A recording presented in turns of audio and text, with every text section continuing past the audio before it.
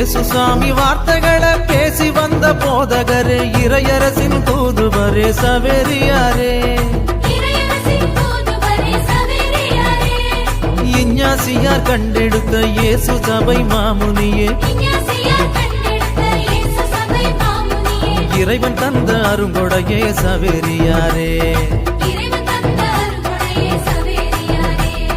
வாழியவே வாழியவே சவேரியாரே, எங்க விசுவாச நாயகனே சவேரியாரே.